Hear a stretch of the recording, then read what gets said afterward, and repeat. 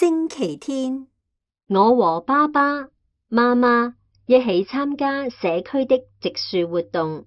我們背着小樹苗和種樹的工具，前往郊野公園的植樹區。郊外的空氣格外清新。我們在一棵棵大樹下走着走着，不知不覺便到達了目的地。爸爸媽媽選好地方後，我們先用鏟子挖一個坑，把樹苗放進坑裏，堆上土，踩幾下，再澆了一些水。小樹種好了。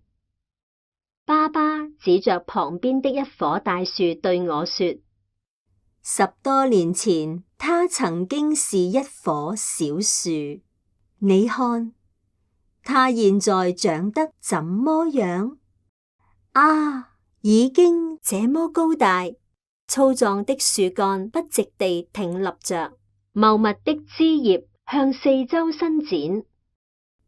媽媽看見我抱着那棵大樹，笑着說：希望你也能像小樹一樣快快長大。